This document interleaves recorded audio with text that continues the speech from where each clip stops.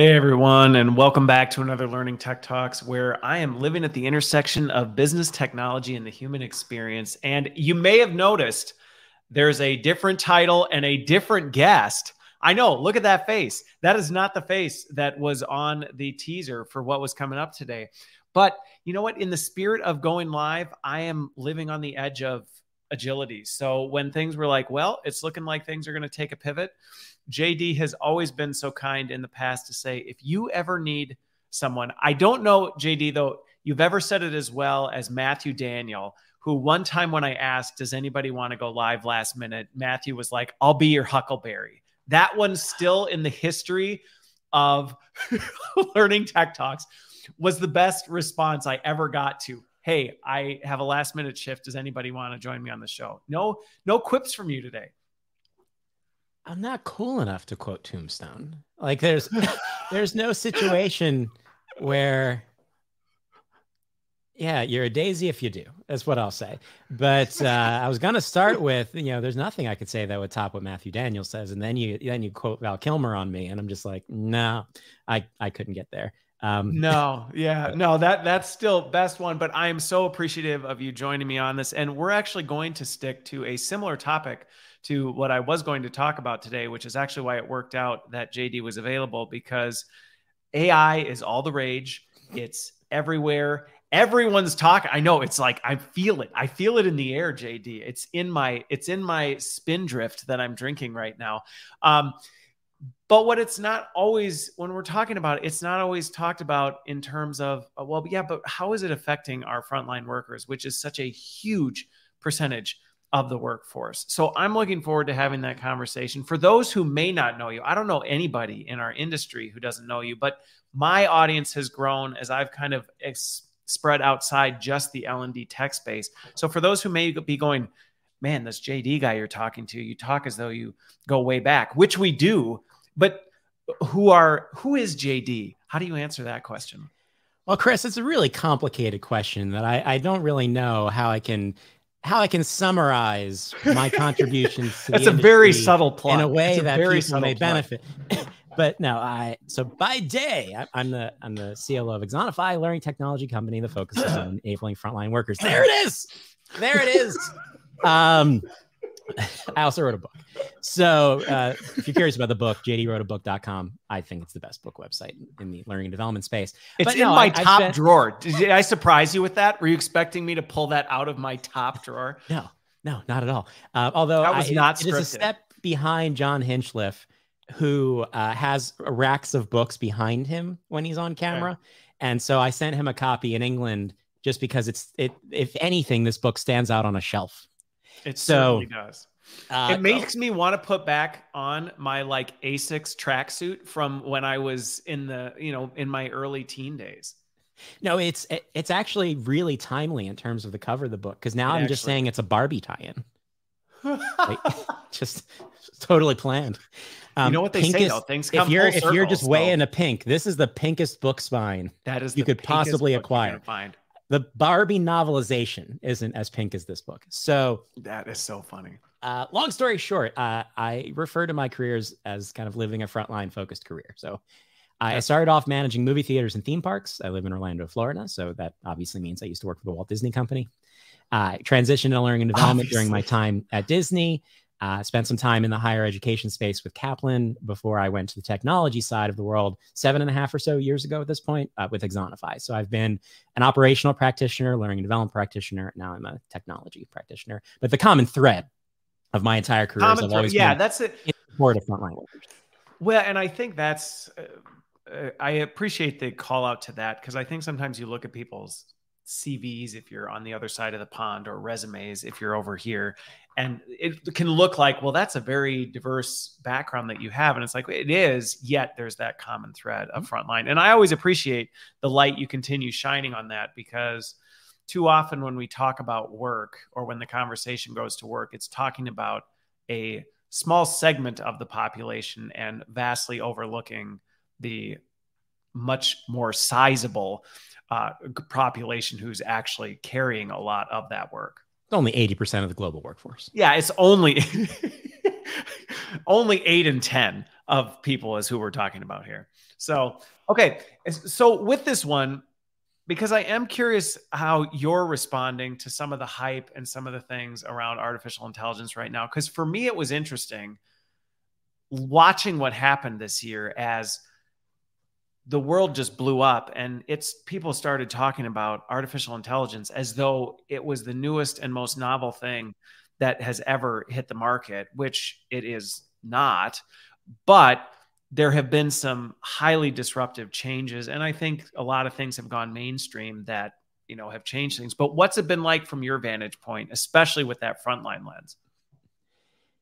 It's an interesting time as someone who, one, I regularly engages with the professional community, right? So I do a lot of writing, I do a lot of speaking. I'm trying to maintain relevance when it comes to the types of things that I talk about and what I believe to be true in terms of how you effectively enable a team. I published a book at the end of last year, right after ChatGPT happened. So there's been kind of that piece just as a professional who's trying to be helpful in the professional community to not just slap AI on the side of everything you do. Which is what a lot of things feel like right now. Like conversation, it's like just a normal conversation. But it's like, you know what? How can we say AI as part of this conversation to seem relevant in the news? Can you turn on social media without being pitched a product that has something to do with AI associated to it with absolutely no proof points that it actually does what it says it does? But so there's that kind of just average, professional side of the world in terms of how is this, what I believe is a paradigm shift in technology. Because I think it's less about, AI can do new things. It's more about, no, this is an adjustment in how technology works in a meaningful way. That's not going to be a choice. It's just going to be the way things operate. Kind of like when mobile devices became ubiquitous, it just became the way technology works. It wasn't about... It's an inevitability. That's the way I frame it up. It's like, it's not really something that we're going to choose to participate in or not participate in. It's just... It's as big as people say, but not nearly as exciting as people say. Like, it's both of those things at the exact same time. And then on the frontline side of it, I think it's been interesting because a lot of the immediate use cases or where people jumped when it comes to generative AI in particular didn't necessarily carry a frontline message in mind. Like people talk about, I'm going to use ChatGPT as a coworker as a way to generate new ideas. As a virtual assistant. Right. So those types of things, it doesn't match. A lot of the conversation matches the way people like we work, but not the way a lot of people work. So if I don't work in front of a computer every day or staring at a device throughout the course of my workflow, where am I in this conversation? And I think there's two layers to that, which is one, I think the most important conversation we need to have around AI in the workplace is not how do I use AI to do what I already do more efficiently or differently or with greater value or greater scalability. That's a thing. But it starts with how is this conversation changing the nature of my organization, right? How decision makers are thinking about what work needs to be done, because maybe we're rethinking our business model. We're rethinking the way work is done, how many people we have to do different types of work, right? So there's those foundational conversations happening at executive levels to say, what does this mean for how we run our business moving forward? And then there's the second layer to that is, okay, now what's the impact on people and how they do their work and where we show up from an enablement perspective to enable this new version of work. So just simple example, if I am in retail and we change our business model or operating model within the store to say, we are now going to entirely rely on self-checkout, kind of like the Apple store, right? If you've been to an Apple store, when's the last time you went up to a cashier at an Apple store? If you buy a big, expensive product, you have to interact with an employee. But if I go into the Apple store and I'm buying a case, get an iPhone or right, I just walk up to the product, do this, and then leave, which felt really awkward the first time. But now it just kind of became the way you do things. The way you do it. So if we're going to make a shift to just fundamentally change part of how work is done or how we operate, okay, well, now what do employees do? What do we need them to be capable of in this world? Are we going from a place where maybe we do have a change in the number of people we have in the store, but the bigger change might be going from, well, I need this number of people to just be able to be effective cashiers to now, no, I need those people to be capable of supporting more complex customer needs, upselling different types of products, right? So actually engaging with the customers more, things like that. Yeah, less transactional in nature, more relationship and brand building. So how is the conversation around technology changing the way organizations function? And then as a result of that, the work people are expected to do, and then how do we properly enable that? So that's what a lot of the conversation or kind of focus for me, at least, has been this year, is kind of watching those changes and then starting to ask questions around what are ways that we can leverage this technology to enable those changes in work, or in a lot of cases, maybe close some gaps that have existed for a long time that make even more sense in terms of improving the enablement experience in the way that the work is changing. Well, and it's the way you frame that up, I think, is important for people to consider as they think about this. Because again, sometimes even in L&D, we tend to be in this space where I would say a lot of the conversations that I'm seeing when I'm talking in the L&D segment. Now, I spend a lot of my time more broadly than just L&D, but when I'm in the L&D segment, like you said, a lot of the conversations are similar to ones you're hearing in, say, marketing or finance or things like that, where it is very much the conversations on what are the practical use cases? How are we using this to streamline our day-to-day activities? What things can we not do and have a virtual assistant take care of? And all of this, it's very tactical in nature, but where at least the conversations I'm seeing very much mirrors what you're seeing is the practical hands-on frontliners going, okay, I'm using these AI tools. That's not really what's happening. And what I'm seeing happen, at least in some of the conversations I'm having, is there is this cognitive disconnect of, I don't get what the big deal is with this whole thing, not realizing that, to your point, a lot of these conversations are still at the business level of the discussion around, okay, how does this actually affect the work and what we want to do and how we want people spending their time? And I actually recorded a video that I'm publishing today on YouTube, kind of breaking down LinkedIn's future of work report on AI. And this is where the good news for folks, because I don't know if you see this, but I still see a fair amount of fear. Mm-hmm. There's a fair amount of adoption I see on the corporate side, because again, the conversations are, hey, I'm excited. This is something I can practically see. I used to have to do this. Now I don't have to do it anymore. The fear still remains, I see largely in the front lines, because it's one of those, who's making decisions about what my job looks like? And do I have a role in that and what's coming? And I think I was encouraged by some of the numbers in there that showed, which I would agree based on the conversations I have, very few senior leaders or senior executives are going, we're going to cut back on people. Are those conversations at least happening? Maybe. But I think more of them are around, well, are we going to change what these people are doing? Not necessarily looking at reducing the number of folks involved in things. Where their time is spent is changing.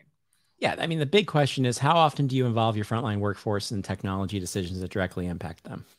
The unfortunate reality is not often. So there's still a lot of question marks around, well, one, are people talking about it at all because they're just trying to do their jobs and they're struggling to do that in a lot of cases out the gate. Maybe they're hearing things or they're seeing adjustments made, but the question then becomes, how is this impacting me? And what am I going to do? Not just am I going to have a job, but how is it going to change what I've done or maybe what I've done for a long time in my workplace? Is it going to disrupt kind of the stability that I have found within my workplace? So I think, it's a similar conversation to a lot of other discussions around frontline workers, which is how do you involve them so they don't feel like work is something that's done to them. It feels like something I'm participating in. They're involved, and that's not unique to frontline employees. That's every employee. No, it happens. It happens everywhere where people feel like they're just handed the change and it's like, hey, here's what we decided. And the challenge with frontline workers is usually so concrete that it comes down to simple things like, well, you can't email them. So you can email your entire corporate workforce and say, here's the deal, feedback, reply. The frontline workforce is more sizable, more distributed, and more disconnected because we traditionally rely on games of telephone, right? You tell regional. Yeah, we'll tell tells regional location. leadership. They'll go down to the next line, and then hopefully they'll at some tell point it reaches the front lines. And we're hoping somebody at some point told them, why. And then you didn't work that happening. day, so you didn't get the message, and you rely on your peer to tell you, but they forgot to tell you, so you're not involved anymore. Or they got the details mixed up, and so what they told you is wildly different than what's actually happening. Yeah. So much of the conversation kind of comes back to some of those systemic challenges when it comes to frontline enablement. But I think this is just the most recent version that has a direct impact, especially because depending on use case, because you talk about frontline employee as this kind of broad category, but then you drill into, okay, what types of work are we talking about? And the conversation around how AI and technology is evolving to impact the way work is done in a fast food restaurant versus a retail store versus a contact center versus a manufacturing facility, we're having different conversations. And they've all been on different kind of transformation curves when it comes to the impact of technology, especially the last couple of years, because for the last 3 years, it's been difficult to staff frontline roles. Yeah, even getting people into those jobs has been hard. So technology has been less of a replace the workforce conversation and more of a, we don't have a workforce conversation. So we need technology to fill gaps that we can't fill otherwise. And you saw that a lot. Retail is an example, going to self-checkout, right? Yeah. You just couldn't. Yeah, we can't find people, so we'll use technology to do that enhancement. We need to, because otherwise we're closing the store. Yeah. So I think you're a little bit, frontline work always deals with large numbers of turnover or high levels of turnover. You still see that. That's not going away. I'd say certain lines of business and certain industries are more stabilized today than they were even a year ago. But then there are certain parts of the workforce, like truck drivers, professional nurses, right? Those places that are highly skilled, highly credentialed frontline work that are still having a hard time and are getting worse in certain cases because they just can't hire anyone off the street to fill these types of jobs. They actually have to pull from a limited talent pool to be able to fill the spots. Yeah. So there's still gaps. I mean, that also includes hospitality, back of house food service. Like there are certain parts of the workforce that are still struggling to staff at any level, yet alone, deal with standard retention. So I think the technology conversation has been meaningful for the last couple of years to help resolve some of that. But it's also helped push us to a point where we're now having conversations about how technology can enable and improve experiences for frontline workers. Because again, like the simple thing to say 3 years ago, when furloughs were happening, right? And huge changes in process and the work environment, communicating those changes and involving the frontline workforce was just a logistical problem, right? You could not reach. You had no way to get in touch with them. Couldn't talk to them, right? Especially if they didn't come to work, how are you going to get to them, right? Are we doing giant text message chains and things like that? So those types of problems have been a focus for the last couple of years because we just needed to close some fundamental gaps in the frontline experience so that we could bring people along on the journey, drive consistency, drive timely updates. Now the question becomes, can we leverage some of those mechanics and some of those tools to help people understand how their jobs may continue to evolve? So let's leverage their insights. Spend some time on this. I want to spend some time on this before we dig into, because I was going to dig into and curious your take on how you're seeing AI start to affect the change in some of these jobs. But before we do, I think one of the things that's important to lay the framework on that you've started to hit on is an important one, which is there's a lot of consistency. And that's where sometimes I struggle is I get a little frustrated when I hear conversations as though everything is new under the sun because of AI. And it's like, no, actually it's not. Like a lot of the things that we're wrestling through, a lot of the things we're dealing with, we needed to be dealing with before. We have been wrestling with before. There's just a new lens by which we're now having to look at these things. So some of the gaps that we had that I remember our last conversation about this was one, you had all these logistical things, which in some ways I think, we're starting to move past because people are to some degree returning to work and we've had some time to work through it, but you still have this one where I can't remember how you worded it, but you were like, if the job sucks, you're not going to be able to find people to fill it. Like that's just as simple as if the job is terrible, that is contributing to why you can't fill it. Are you seeing meaningful progress being made in some of those areas, like the ability to connect and communicate, collaborate with frontline workers, making the jobs better, even absent AI of, hey, you know, we need to think about these jobs, or we need to think about the way we take care of these people, because if the job's horrible, nobody's going to want to work in it anyway.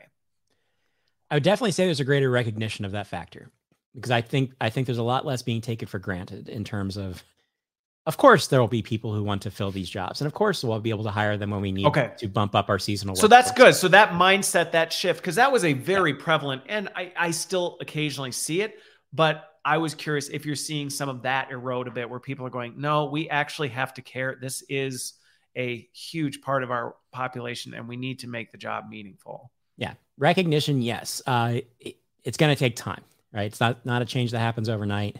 And it's also a change that involves the entire organization, because it's definitely not something L&D can just decide, or HR can decide, right? It's an operational conversation and a partnership between people who are really focused on enablement and engagement and those types of factors and have those insights, and people who manage the work.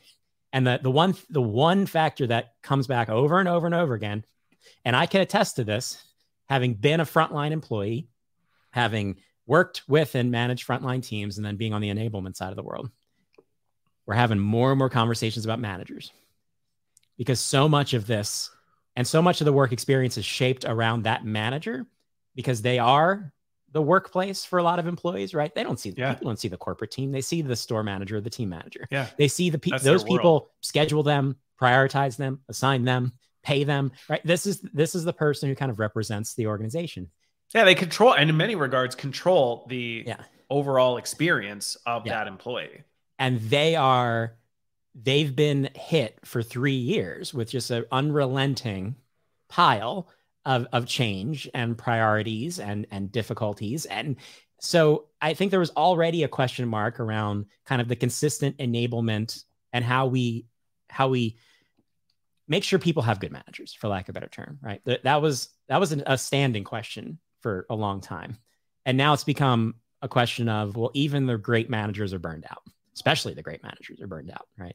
Yeah, if anything, I was just going to say, if anything, the managers I know who are going above and beyond and doing what great managers do are the ones who are like, I don't know how much longer I can sustain this pace.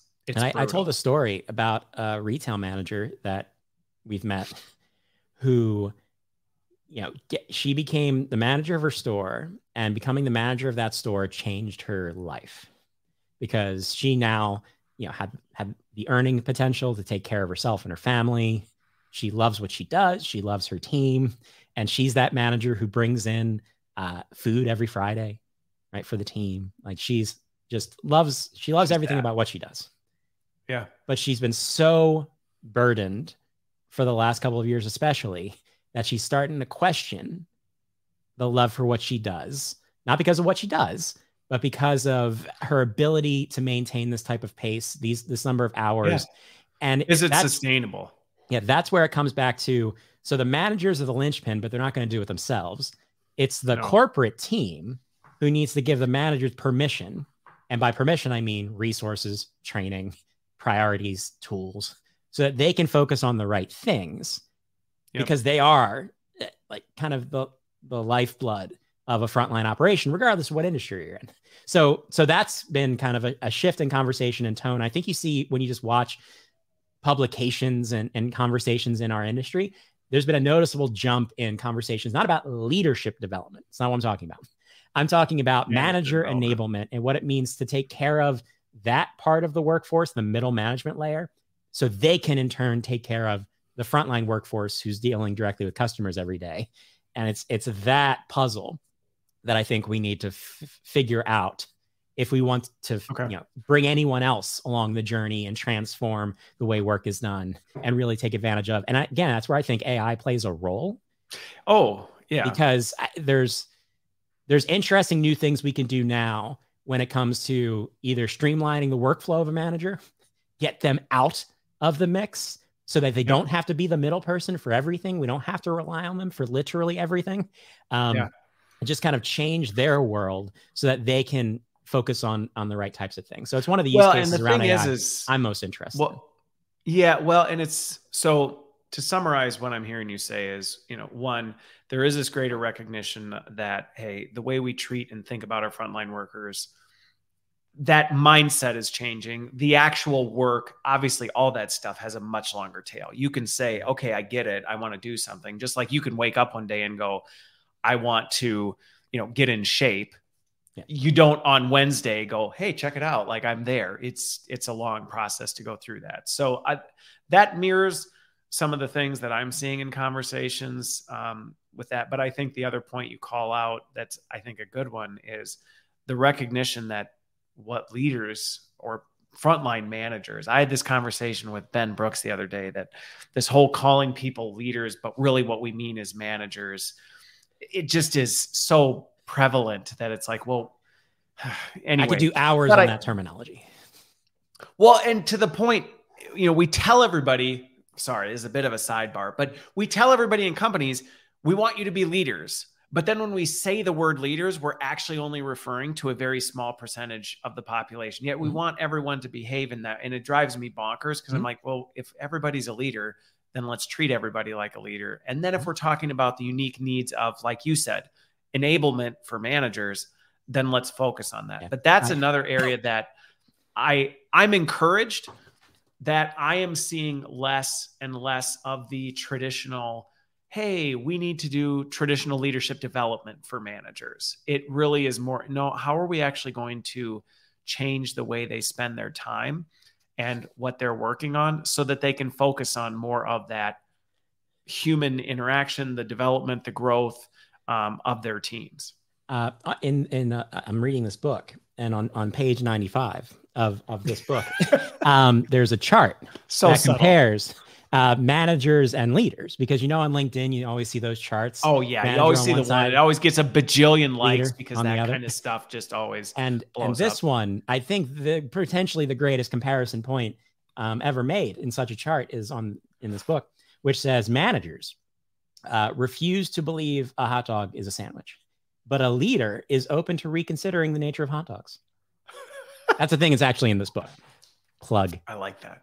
It's very fitting to whoever that author is a very witty, clever person who, but it's true in that, but to your point, I am seeing less of and I think this is where, again, the conversation shifting even in terms of L&D, that there's less of this idea of we need to do more pithy, fluffy leadership stuff and more, hey, how are we actually making it possible for our managers to do the things they need to do well, and less of this stuff. And the implications of AI are really good for stuff like logistical planning and some of this other stuff that honestly suck a ton of time out of managers' schedules. So they're never able to actually be out there and be around their people. I'm always surprised, because I've been back of house for a while, right? Both going into learning and development. But when I was an L&D practitioner, I always made the effort to go back front of house. So at Disney, that literally meant putting on a costume and going back into the operation and just completing shifts next to people who did the job every day to make sure I stayed grounded and understood what the experience was like. So I wasn't saying one thing and they were experiencing another. Contact centers, same type of thing. Although I never took a call in a contact center because you don't want me to. But I sidejacked into I can't imagine conversations why. So I could hear. I could not sell anything over the phone. Don't make me try. If you're upset about your cable service, you don't want me on the other side because I'm gonna be like, yeah, right. Like I just don't have the ability. No kidding. You know what? Why don't we cancel your service? Customer service, I'm really good at. I've been yelled at everything you can imagine being yelled at for as a customer service manager, but telephone interaction's not my thing.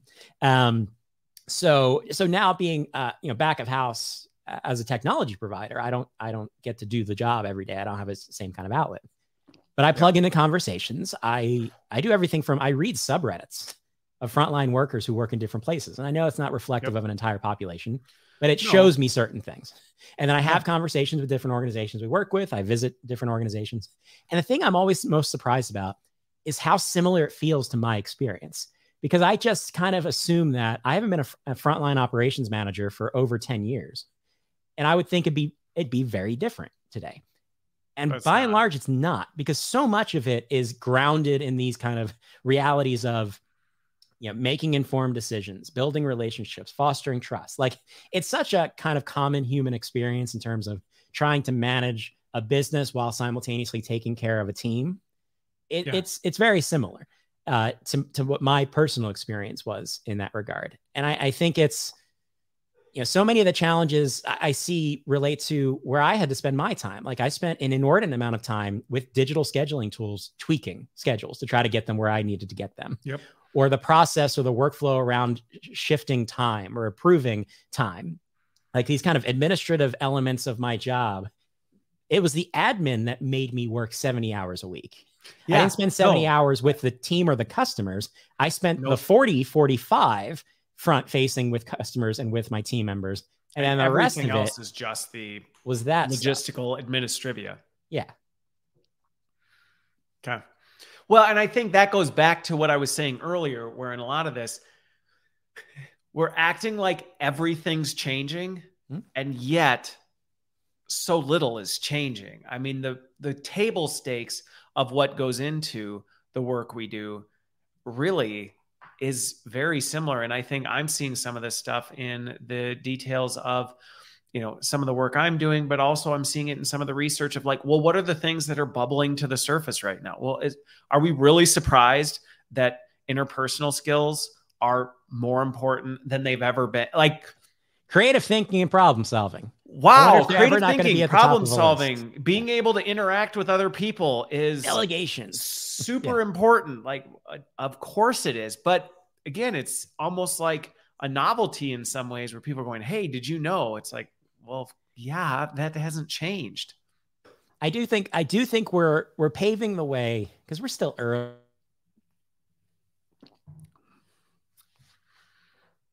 You shouldn't have hit mute and unmute. You totally went domo arigato there for a second. We lost you. Right when you were about to say something real. Yeah, you're back now. But you were I was so excited. I'm like, here he goes. Oh, and then I lost you. And then I lost you again. JD. We got to get you off this AOL and this Juno. I have to say, I may. You're back now. If you need a new AOL disk, I can send you one. That'd be amazing if you just had a stack of AOL disk. I even prioritize. You know what? They're right next to your book. They're right next to your book. It's a good place for AOL and Juno disks. Let's see if we hold. What were you saying? Maybe because I was about to talk about technology. Technology's like, no, he shall not say this thing. Like, I'm stopping. Yeah, the algos are watching. So I do think we're at a meaningful inflection point in terms of how technology is going to impact the work is done. But I do think there are also, especially when it comes to the frontline workforce, there are these longstanding issues that this pivot in technology is going to meaningfully enable us to go after that we've just been dealing with for a long time. Let's take a simple one. Language translation, right? That has been an expensive, time-consuming problem. Yeah. Not just for learning and development, for everybody, right? For everybody. This wasn't an L&D problem. We are seeing a leap. It's not perfect yet by any means, but it's much better than where we once were, and in almost a scary kind of way, where when we're building digital assistants and these types of tools, they just can speak multiple languages, right? It's not like where we once came from in terms of having to prepare and upload and do a lot of background work. There's a lot of tuning that has to happen, but there's surprises. I remember some of the work my team was doing. We built a large language model in 2018-19 that was building assessment questions because we do a lot of question-based learning. So we built a tool that helps you build. Now you're killing me, JD, because you were building a tool that helps you build, and then I lost you. And now I'm really curious where you're going to go with this. So what's funny is I think you can actually hear me when I lose you, but anyway, I don't know. Now you're back. You were building a tool. StreamYard too. Actually, you know what? We're actually going to play it off, JD. This was all intentional. It's all for the buildup. Yeah, we're in this great place cutting with tech, your feed, but simple things won't work. I'm doing it just to build for the buildup. We're building this tool that helps you write questions, because in my opinion, by the end of this year, no instructional designer should have to write a multiple choice question ever again. Like, we have to improve, but there are tools that can do that and do it substantially well now. So we're building this tool And one of the cool things it does is it automatically generates distractors, right? So that's one of the hardest parts of writing a multiple choice question is writing realistic distractors. Right. And we were just playing around. It's like blatantly obvious. Hey, here's the right answer. Here's blatantly wrong answers. So we were playing around with this tool and feeding it different types of content. And we fed it some information associated to Harry Potter just to see what it would do, right? If it could write a question about this topic. And I don't know Harry Potter very well, but I'm told that there's language translation that happens in Harry Potter where spells and whatnot are cast in different terminology. And the large language model translated the content into the appropriate language without instruction. Like we didn't tell it to, we didn't know it could, right? It was one of those, but again, when you connect the dots of what a large language model does, of course it can, based on its training data, connect the dots and basically, autocomplete its way through that being a logical response. And then when we translated the content backwards, it was like, oh no, it did that. It didn't pull like quotes from anywhere. It translated. No, it literally took all of that, had learned it, and then came up with its own unique things based on it. Yeah. So it was one of those moments where it was kind of like that. Oh, that's interesting type of in the testing world, right? Not in the release world, but in the testing world. Yeah. So I think it just demonstrates, the fact that we're now with the tech we have right now, yet alone where it's going to be a year from now, able to go after meaningful problem like equity in the workplace, especially in a workplace where you don't know how many people in your frontline workforce have different language preferences, right? You just don't know. You don't. So you usually largely it's not been anything anybody has. And I think this is why, similar to, I'm encouraged by the capacity, if used right, this is going to free up. And this is where when I hear the doomsday stuff of, the end of this coming, I'm like, it's only coming if you literally are only limiting in your thinking of the things that you're doing right now. If you're thinking about the things that you could do, that you'd like to do, that you never have time to do, the possibilities are absolutely endless. Because in the past, it was like, well, I could think about the potential language implications of my team, but what am I going to do about it? Yeah. It's a really expensive, complicated problem. And I'm one of those people who in the past have had to make a decision to say, well, we'll translate our content to these 3 languages because we know they're the most common preferred languages, but who am I leaving out? And that's often the challenge when it comes to enabling a large distributed workforce is it's just a math problem of how many people do you have to leave out, because it's difficult at scale to personalize support. And that's where tech has been changing the game and is now meaningfully changing it. And translation's one great place where, why should we have to limit it? Why shouldn't it just be up to the employee, how they prefer to experience the workplace when it comes to language preference? Another one that I'm super excited about is reading level. Yeah. Right? Because you may have operating procedure documentation that's written for a lawyer. That is written for someone who does not understand it and it's no fault of their own. They may just not be able to read complex language, or maybe, again, it's a combination of reading comprehension and language, maybe on top of it. So the interesting thing about large language models is that they can tune to someone's reading comprehension level. So you can say, maybe the documentation has to be written a certain way, because it's for regulators and written by lawyers. For legal purposes. Yep. And and again, we've all, anybody listening or watching has probably been through there where you get the thing approved by legal. Yeah. And you're like, I'm not touching it. We're not touching it. This is biblical in that way. But then this has been moved into the corporate canon. Yeah. It's in the canon now. We are not messing with this thing. Right. That is exactly how Spider-Man did that. And everyone will argue about it for the rest of time. So, but on the frontline context, I need to use this information to solve a problem, a real problem, to help a customer, keep myself safe, do the right thing, be compliant, all these different types of things. So now we can put AI between that documentation and the employee and say, answer the person's question in terms of how they would apply this information, but answer it in a way that's most comfortable to them, so that it's still accurate, it's still compliant, but it's just adjusted so that they can use that information correctly. So it's that type of capability. I want to unpack this one because I agree with you in the sense that this to me these are 2 really great examples of where historically it wasn't like diabolical people were sitting in a back room going, haha, we're not going to do this because we don't care about people. It was just a math game of going, I'm sorry, we've got to keep the legal and the regulators at bay. And no one's giving me all of the time and money. Right. There will be no, So we've got that one.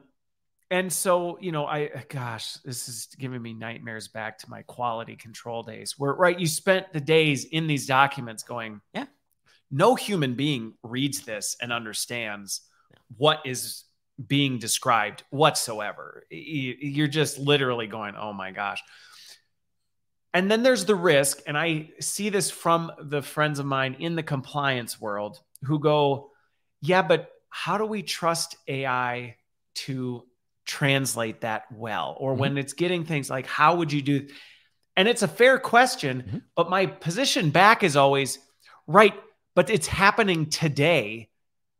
They're just doing it with their peers. Like this idea that, well, this doesn't happen. You really think people who they don't understand, what are the options when they don't understand? They either guess, which you want them guessing, or they ask someone else, and you're now banking that that other person is getting it right. And you're somehow comfortable with the legal or compliance risk with those two options.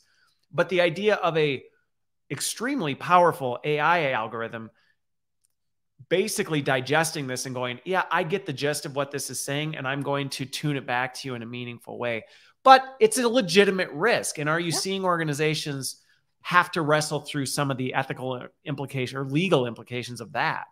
Everyone does, right? It doesn't matter if you're a technology company, if you're a business in literally any industry. These are the types of questions we need to be asking around the effective application of this technology, because you know, the reality is if you use a generative AI tool right now in your work and you're using it to generate ideas, one, if you're a domain expert, you know when information comes back and it's not accurate. Yeah. You can catch it real quick. You mitigate You're like, that's yourself. not even close. Right. But if you're asking very concrete questions about your job that has safety considerations or any risks associated to it, it's different in terms of the expectation of reliability and that type of factor. So that's why that's the work that's being done now, is to figure out how do we properly apply this type of technology to help people solve the right problems, and also draw certain types of lines and guardrails around different types of things. Because and it just gets really challenging. And this is where I enjoy these. I enjoy wrestling through some of these, because it is one of those, it's a tough area to navigate. And for the most part, this is some of the new uncharted territory that I do think a lot of organizations are wading into right now, where they're going, okay, so if the chatbot gives this response, or it, you know, digests this and gives this, well, now we have something that is, you know, documented that the system told our people to say this, which is in direct violation of what the policy is, because AI, and for whatever reason, and I think this is the part that's going to be interesting to watch over the next few years, we're comfortable with people making mistakes. Like, oh, you know, JD, he just misunderstood and he gave you that wasn't the right thing. And it's like, you know, well, we'll give you a little bit of coaching and then we'll move on type of a thing. But when AI gives the wrong thing, there's like zero tolerance for it. At least at this stage, that's a lot of the reactions I see right now. Is like, no, it made a mistake. It's wrong. And it's like, it's not the self-driving car all the time. Yeah. It's not the self-driving car problem, but there's similarities, right? Where, if self-driving cars would actually help us have less accidents, would we lean in? Or is there something about that lack of control? Well, and it is a very similar situation where you see that, where people go, well, if you look down at something in your dash or in your center console and look up and rear end somebody, you know, mistakes happen type of a thing. But if AI made the same mistake, we'd be like, ban self-driving cars. Accountability, right? Like, where's the accountability lie? Who's ultimately responsible for that decision? Was it a programmer who ultimately made a decision that caused that to happen versus the person that's in the car? I don't work on self-driving cars. I don't deal with the full complexity. I just know that if I called for a vehicle and it pulled up and there was no human being in that vehicle, I'm not sure if I get in that vehicle. You wouldn't. But I get in a vehicle with a random dude who right? I don't know your random person record. you've never met. You know nothing about their driving record or anything. And that's totally, and that's the thing. And I think these are the lines that we're having to now navigate. Because for me, I'd rather get in the car with nobody driving, because I'd be like, I'm more confident in technology's ability to, know the task at hand and go, I just need to get you from point A to point B and assess the risk type of a thing. But I know that's. Yeah. And I think that's the big kind of theme to pull out of this conversation is we have to kind of get beyond this idea that, oh, AI can do everything, or you're going to use, the results that you're going to get back from an AI tool are going to be equal in terms of quality and reliability for literally everything that you could possibly imagine.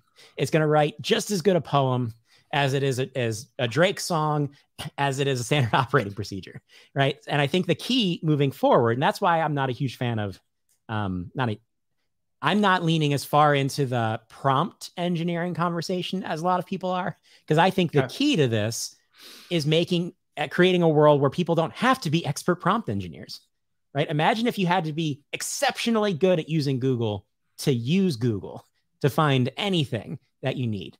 The trick is that the tech has to be tuned to solve very specific problems and get really good at solving very specific problems, so that you, as the user of that technology, don't have to be an expert at the technology. You're an expert at doing the job using the technology. True. So that's where, it's unrealistic to say, oh, we're solving every problem and doing everything. But the better way to look at it is, this tool is going to help this part of the workforce solve these very meaningful problems in a very meaningful way. That they can focus, so that they can focus on these other things. Because even going back to the Frontline example, right? We said we were talking about Frontlines, but we'll bring it back to this. Well, I guess the car, honestly, the car driving one is a good example of that. Where the more, even as you were talking, I was reflecting on it, and I was like, you know what? Actually, I would be most confident in a car that was a self-driving car that had a driver behind it, who was qualified to do it, who was there to override any potential decisions that the car made, that they were like, hey, you know what? Nah, this is not the best path. I get it. That would actually be the ultimate, which I think that's where we're going to see work start to go. Going back to the, is the idea of a complete self-checkout world terrifying to some people? Maybe. But when you really think about it, a large majority of the transactions are eating up a lot of people's times that would be better spent getting to know the customers, doing different things. When things aren't working, that you have someone there. I personally know for a fact, I hate going to stores where there's only self-checkout and there's not anybody there. I don't use the self-checkout because I go, if something goes wrong, I'm screwed. Can you guess what percentage of retail transactions take place at a self-checkout today? What percentage would you guess? I'm guessing it's a lot lower than most people would think. So I'm going to say 20%. Half. Okay. So it is not higher than I would have guessed. I believe, don't quote me, but I believe the revenue split. So in terms of dollars spent in terms of transactions, full service versus checkout, the revenue split leans 20 or 30% higher to the full service, because you take larger, more complicated orders. So that makes sense, though, when you think about it, because if you're just getting a pack of gum and you grabbed something from the back, I don't want to wait in line and deal with somebody because I ran in, I'm trying to just get a thing and get out of the store. Yeah. If I got a shopping cart loaded with stuff, I don't want to have to take care of that and deal with the complexity of it. Well, what's interesting is, so if we live in the self-checkout example, what we see are a couple different things happening in terms of, technology is impacting the way the business operates and the way work is done. And then there's a secondary effect to what people need to be capable of doing. So there's the person or persons monitoring self-checkout, right? That is a different job than being a cashier, being able to effectively work across multiple customers, do it in a way that meets the promise of how quickly I'm supposed to get out of here via self-checkout, fix machinery, because sometimes the register breaks. So there's a bunch of different things happening there that it's a different job. Different skills. And by the way, to the folks that self-checkout, people making decisions around that, there's nothing worse than the oversight from the self-checkout person who actually doesn't have the authority to do the stuff, and they have to Override, call for someone else to do it, right? It's like, oh no, I got to call. And you're like, I just want to get out of the store. Yeah. Which again, it's a different job than the person who's just checking people out. And in retail right now, the most discussed topic is theft. So there's another layer to what that person represents in terms They're of also watching out to make sure. With loss prevention in a lot of cases, right? So they play a different role. Now flip to the cashier, who's still at the full service lane. We see in different parts of the world, there's shifts happening in terms of the role that that person plays. As an example, there's a grocery chain in Europe who installed slow lanes. So they have the self-checkout, but then they have purposeful lanes where people who want to roll through and have a conversation, because this might be their social time, right? Some people go to the grocery store. They literally have slow lanes. So like they built it's literally lanes called that. So that the cashier has permission to have the conversation. You know, you're getting in that line. That's what this line is for. But that person now has to be. You're going to wait. You're probably going to even be having conversations with other people in the line because we're rolling through because it's social. That's the point. You go here to engage with the people who are also shopping. That's a customer service offering this company finds valuable. So that employee now has to be capable of that. You can't put someone it's a different on the slow lane that can't have a good conversation or isn't interested in having that conversation. Who just wants to get the stuff. What's hilarious? I know you're going to continue going on this. Yeah. But what I love about this is it is firsthand illustrating how the skill diversity of what may seem like just this, oh, well, we just have checkout cashiers. Nope. You have different types now. You have different types of checkout cashiers, which have different skill sets that you could even build a talent mobility structure into just checkout structures. There's potentially different pay. I don't know if this is true. I'm just making this up, but there might be different pay grades associated with the skills required to do these different roles. And maybe in the past, I absolutely think there would be different pay grades based on the skill set that we're talking about. That from an HR discussion, I would say, you would then potentially graduate to some of these other cashiers. Yeah. So you might have gone from a world, again, making up the numbers. Maybe before you had to staff 6 front-end cashiers. Maybe now you have to staff 4 front-end employees. But those 4 front-end employees have to be more capable in different areas. And then as the manager, you have to ensure kind of the cross-skilling capability so that, let's say that I don't know of one particular store that has this combination, but maybe you work in a world now where someone calls in sick and that person was going to be the person designated to the slow lane. Well, can you pull the person from self-checkout to man that slow lane? Because you don't want to close it because people might come to the store today and be disappointed that they don't have that offering, and they may try another store next time that offers that more social interaction. Yeah. But if you try to pull the person who does self-checkout, who's really good at speed and productivity and managing across multiple work streams, the multitasking per se, right? And you put them in the slow lane, they might not be capable of that because that's not what they're good at. It's not what they're good at. It's not what they like doing. It's painful. So managing your workforce as a manager changes. And that's why it's just got a lot more complicated. It's so important for you to understand the capabilities of your people. And that's why I always talk about skills. And I'm having a conversation in a panel next week about frontline skill strategy, because skill requirements are so concrete when it comes to frontline workers. And as a manager, knowing what your people can and can't do, where their strengths are and where their opportunities are, it's not just a talent strategy thing. It's how you literally run your business every day. Yeah. So I think coming back to that AI conversation is AI is changing how work happens, but then it's changing the expectations of employees. And then on the other side of it, they're now it's enabling the tools that we need to help enable people in these ways so that we can get, upskilling and cross-skilling to those front-end employees to make sure that they do feel comfortable doing these different types of work. Using strategies like we talked about translation, making support more easily accessible. Adaptive learning is another big one around how we use data and technology to personalize the experience. So AI is impacting the frontline experience from all sides. And it's important for us to understand those dimensions so that we can take advantage of the tech stack that we now have available to us and point it in the right directions so that we're helping people become capable of what they need to be in this new version of work. Well, and the thing with this, and this is where, to the decision makers in organizations, I think what we do in this moment is going to be significant, because to me, everything we just described, and I'm not even talking in terms of learning and development plays a key role in that. But as I think about even just the cashier situation that we talked about, the bright future that presents to people is significant, really, because even now, when some people may lock into the, well, you said you would only need 4 people versus 6, but if you have the right decision makers in play, you could say, correct. But if you do this right, you could build a career ladder and skill ladder within one part of the business. And now with the funds that were freed up from only needing 4 people instead of 6, if you have decision makers who really truly are concerned about being human-centered, you now potentially can better support those 4, provide them more development and growth and career mobility, even in what may seem like a dead-end job.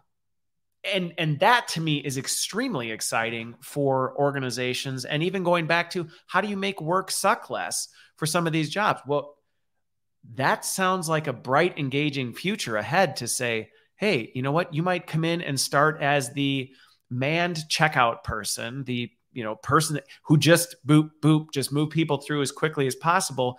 Yet you have the opportunity to say, if you build your interpersonal skills, we can do this. You can be part of the long line. You want to diversify your portfolio. You can oversee the self-checkout and have this additional responsibility. Now we're assessing these people to see, hey, who's capable of managing a store because they're able to do all of these things. It's a very bright future with what you can do in a talent pipeline with what we're describing in what used to just be, hey, we're just hiring a cashier, high turnover. There's nothing we can do. Just fill the spot and move on. And there's certain key themes that underlie when we talk to frontline employees and we ask just the simple, what do you want, right? What would make work better for you? What do you need to be successful? Certain kind of consistent key themes come through, and there's this balancing act between stability and flexibility, right? Some people lean in the direction of stability where they say there's certain types of work I like doing. I'm comfortable there. That's what I want to do. And that's cool. There's certain people who want additional flexibility to say, if you cross-train me in different positions, one, I get greater variety in my day. I might be able to pick up additional hours. And it might be a gateway to me taking on another role or trying to go after a promotion, those types of things. And that's cool too. And I think it's key to create that type of experience where you get that balance so that people can get what they want out of this experience. Because some people just want a job, and that's fine because they need to take care of themselves and their family. Some people want to develop a career. That's great too. How do we create that experience that meets both ends so we can retain and enable both workers equally? They can both do a great job, both give customers what they're looking for. And that's where I think we have a great opportunity now in this kind of evolution of technologies, giving us an opportunity to create that experience that meets both needs while enabling the type of workplace that we're creating through a similar change in technology. And everything you said, and I think this is some of the challenging parts that we have ahead, is this is complicated, big work. I mean, what we're describing right now is not a small feat for an organization to take on. And I think that's where sometimes the conversations I have, people start to get overwhelmed because they go, I mean, that sounds great, but this sounds like a lot of work. But the possibilities to me is, one, you don't have to get there overnight, but what it can do to solve some of these big problems that organizations have been wrestling with for a very, very long time, that we in many regards have just kind of relented and said, yeah, well, that's just the way it is. And I think the exciting part about where we're going now is it doesn't have to be that way anymore. We actually can go, no, actually there is a way we could do things that formerly were impossible. But, and this goes back to the topic I originally pitched to you if we were to come on, was it requires doing more than just make slightly iterative improvements to the way work is happening today, and instead going, how do we completely rethink what it could look like? And hopefully if this conversation raises any interesting points, hopefully it's a demonstration in why people are correct when they say, AI is not just a technology conversation, it's a human conversation. Yeah. And I think a lot of people lean to that kind of tagline right now, which is AI won't replace you. A person with AI will replace you. And I think that's a radical oversimplification of the experience that we're talking about. It's a radical oversimplification, which I've said, by the way. But yes. Hopefully people recognize that when we talk about anything associated to work, regardless of how we're enabling the change, it's it's a human experience, work, broadly speaking. Yes, it is. And if we want to retain and enable and get great performance out of a population of the workforce, regardless of who it is, frontline or otherwise, we can't just change the world around them without them being a participant. They may not be able to make the decision, right? No. At no point when I was a movie theater concessionist did I think the company was going to make a decision based on my opinion. Yeah. You're going to get a phone call. Hey, JD, we're really wrestling through this right now. What do you think? I tried real hard, right? I was there for 6 years. I climbed through the ranks of management within that organization because I was invested in what I was doing. Did I want to run a movie theater company? No. But I liked what I was doing and I liked the people that I was supporting. So I don't expect you to take my perspective and do what I say to this business. But I do expect you to involve me, to give me a chance to convey that opinion, to answer that opinion if I do provide that feedback, and to just make it feel like I am part of the story. Because in the day-to-day, when the customers are coming through the door, I am very much a part of this conversation. I'm the one getting yelled at. You are the story. That movie is sold out, that's right? the thing. I'm the one who's hearing something about how high the price of popcorn is, right? I'm dealing with these realities. I am part of the story. Please keep me part of the story when those big transformations are happening. And I think we have the opportunity to do that as the workplace is changing around people. So that's what I would ask people, is to remember that while a lot of these conversations are happening in tech worlds like mine, we have to bring people along the journey so that work is something that people participate in, not something that is done to them. And right now is when we have the chance to do it. Because a year from now, I mean, look how far this conversation has come to this point since late last year. Echo that to the nth degree a year from now. The change curve is moving exponentially. So now I think that's start to involve people. I think it is a great note to end on, because I think that can be a takeaway for anybody who watches or listening to it. And again, like you said, it's not about handing over the decisions or saying you all figure this out. It's about saying, hey, how can we incorporate you into this and keep you at the center of what we're trying to do? Because ultimately, like you said, we want work to be something you participate in, not something that's handed to you. Awesome. Well, JD, I so appreciate that. I love the random book plugs we got in there too. And the fact I had yours in the top drawer, just an epic apex to the conversation. So thank you so much for making it. Thank you for making the time. Thanks to everybody who's watching and listening. And I hope you find this helpful as you continue navigating the AI journey in your organizations.